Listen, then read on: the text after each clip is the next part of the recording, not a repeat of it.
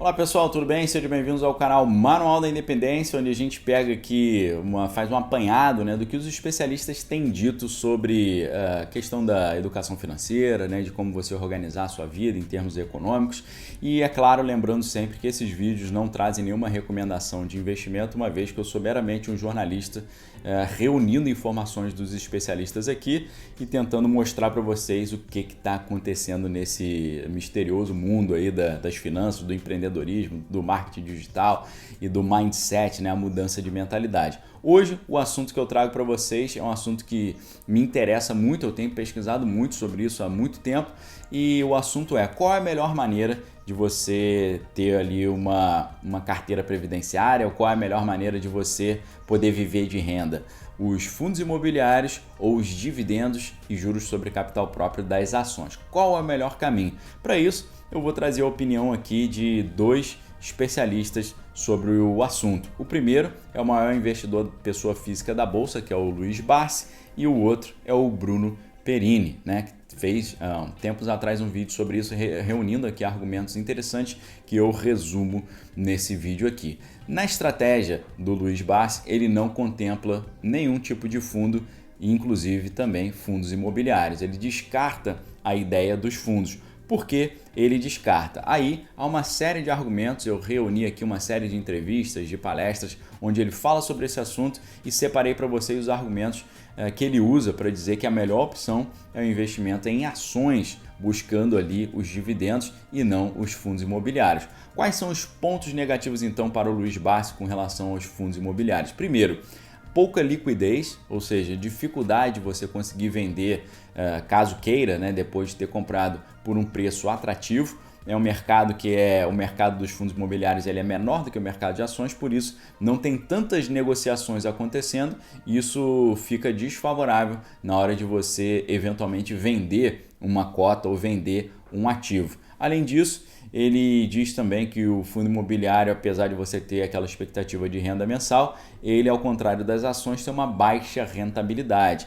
Ele diz que, por exemplo, nas experiências que teve pessoalmente, ele relata, né, que você compra um fundo imobiliário e às vezes quando você precisa vender, ele está abaixo do valor. E aí, como não há uma volatilidade tão grande nos fundos imobiliários, a dificuldade de você esperar um bom momento para vender é maior, né? Então seria esse o segundo argumento. Além disso, ele fala que, em geral, é claro que há diversos tipos de fundos imobiliários, né? Você tem fundos de fundo de papel, fundo de tijolo, fundo logístico, fundo de laje corporativa, fundo de hotéis, fundo de shoppings. Então, são vários tipos de fundos imobiliários que existem, mas ele diz que, em geral, os fundos imobiliários, assim como os imóveis, são focados em locações, né? E aí a locação, assim como se você tiver um imóvel alugado, você pode ter o problema ali com o inquilino, né? Vários tipos de problemas, o pior de todos talvez sendo a vacância, né? Você ficar com o imóvel vazio, tendo que pagar ali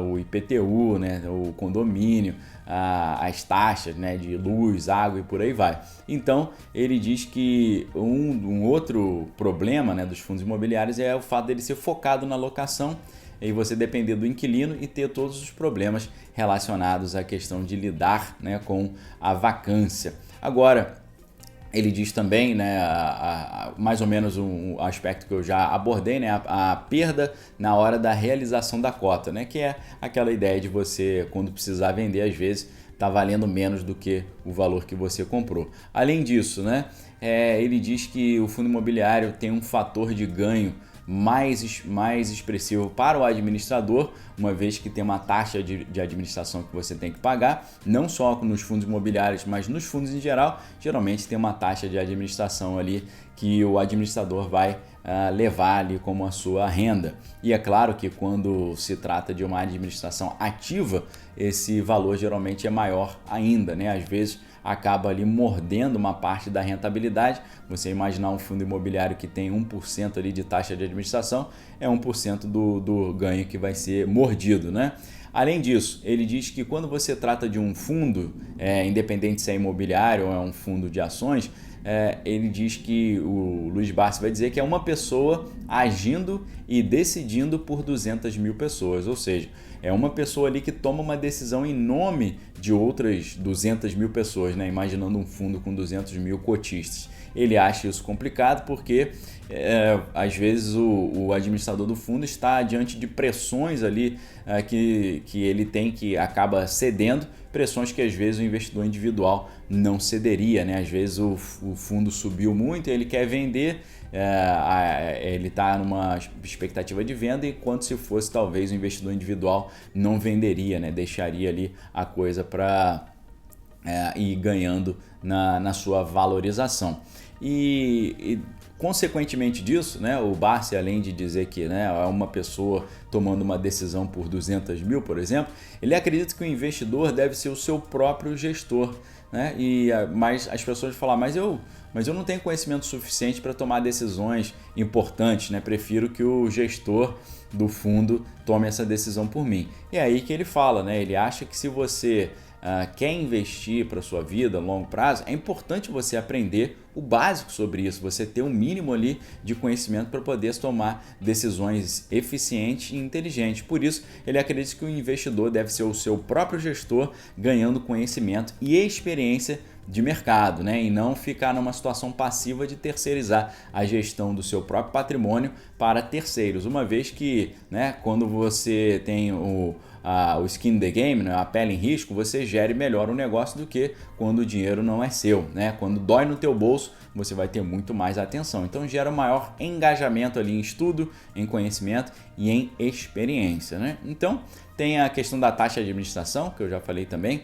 É um setor, né, que o Luiz Barsi vai dizer que o setor é perene, mas muitas das vezes as empresas não são perenes, né? Então a preocupação do Barsi é não apenas o setor ser perene, mas as empresas serem perenes também, ou seja, empresas duradouras, empresas que têm uma base sólida, né, que é resistente às intempéries aí do tempo e do mercado também. E por causa disso, né, como eu falei para vocês, né, baixa rentabilidade está associado com gerar também uma menor capacidade de multiplicação da riqueza. Seria assim, na visão do Barsi, né, você pode até receber todo mês ali um valor dos aluguéis dos fundos imobiliários, mas a ação em si, o patrimônio em si acaba não crescendo por conta própria, né? Ele cresceria só quando você reinveste os dividendos, mas não com a valorização das cotas.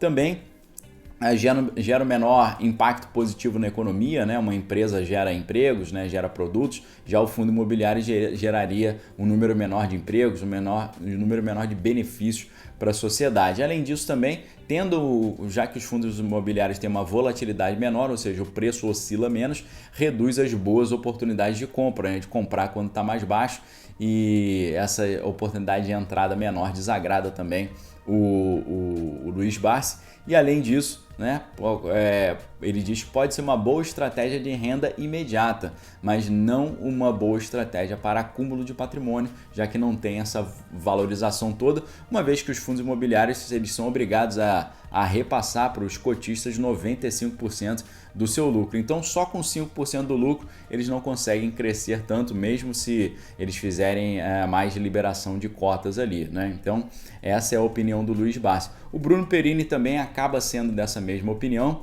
Ele separou 3 grandes argumentos num dos vídeos que eu resumo aqui para vocês, dizendo, em primeiro lugar, que o fundo imobiliário tende a se multiplicar as ações tendem a se multiplicar de maneira mais rápida e mais simples que os fundos imobiliários. Isso porque a ação é um pedaço de uma empresa, né? Quando você compra uma ação, você compra um pedaço de uma empresa. Já o fundo imobiliário é um pedaço de um imóvel e não um pedaço de uma empresa. Uma empresa é um instrumento de geração de riqueza mais robusto do que um imóvel, né? É mais lucrativo você comprar um pedaço de uma empresa do que um pedaço de um imóvel.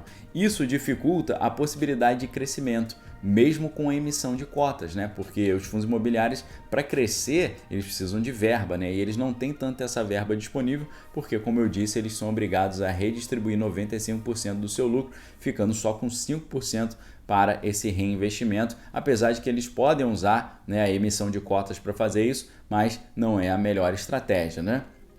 O Bruno Perini diz que nunca viu um fundo imobiliário se valorizar 500%, 1000%, né? Porque, claro, tem essa dificuldade de faturar mais. E ele diz também, né, que um caminho para aumentar o faturamento do fundo imobiliário seria aumentar o preço do aluguel, mas é uma estratégia difícil também, pouco ali popular para o inquilino. Em segundo lugar, o Bruno Perini diz que as ações são mais seguras que os fundos imobiliários, né, menos arriscados. E ele fala que isso pode soar como heresia para quem ouve, né? Porque a pessoa vai falar, ué, mas a ação oscila muito mais do que o fundo imobiliário. Como é que o fundo imobiliário é menos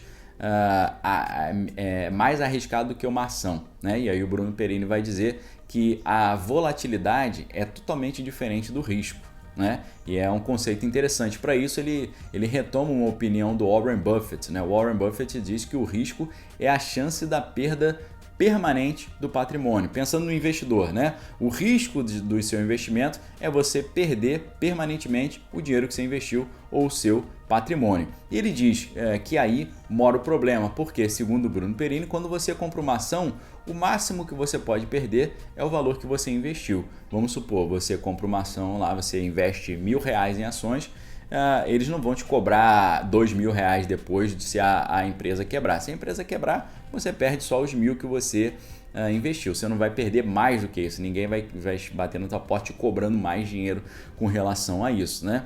No caso dos fundos imobiliários, segundo a opinião do Bruno Perini, se o fundo quebrar, você pode ser chamado a investir mais ações no fundo. E ele vai lembrar que aparentemente isso nunca aconteceu com fundos imobiliários, pelo menos na época que ele publicou esse vídeo, mas já aconteceu com fundos de investimento, né? E como a regra é parecida, o princípio é o mesmo, fica essa preocupação, né? As ações você só vai perder o que você colocou. Com os fundos você pode perder mais do que você colocou. Isso é um motivo de preocupação para o Bruno Perini. O terceiro e último argumento que ele traz é a possibilidade de aprovação do fim da isenção para os fundos, né? É claro que a gente está vendo isso acontecer hoje. O vídeo do Bruno Perini é antigo, mas ficou quase profético nesse sentido, porque ele deu um argumento. Ele falou, vamos pensar agora com a mente do político. Se o político quisesse aumentar os impostos em cima dos investimentos, seria muito mais tranquilo para o político aumentar o imposto em cima dos fundos imobiliários e não das ações, por vários motivos. Primeiro, porque há um grupo menor de pessoas que investem em fundos imobiliários, ou seja, essa medida desagradaria um grupo menor de pessoas, né? Então, seria uma medida menos impopular, né, e mais fácil de ser implementada. Além disso, também a aprovação de impostos sobre os dividendos de ações e não sobre os proventos dos fundos imobiliários. No caso dos proventos de ações, né, dos dividendos, se você coloca um imposto em cima dos dividendos das ações, isso pegaria também o empresário que retira os lucros da sua empresa. Então, além de pegar um número maior de pessoas, porque há muito mais pessoas investindo em ações do que em fundos imobiliários, também ia afetar os empresários em geral, ou seja, seria uma medida que desagradaria um grupo enorme de pessoas. Então, segundo Bruno Perini, esse seria o terceiro motivo pelo qual é mais interessante investir em ações do que em fundos imobiliários. E eu gostaria de perguntar qual é a sua opinião. O que você acha? Você concorda aqui com a opinião do Barsi e do Bruno Perini? Você acha que o fundo imobiliário é mais interessante que as ações? O que você acha? Deixe sua opinião aqui nos comentários. Obrigado pela audiência. Se Deus quiser, amanhã a gente volta com mais um vídeo exclusivo aqui no canal Manual da Independência. Forte abraço a todos, tenham um excelente dia, fique com Deus, valeu!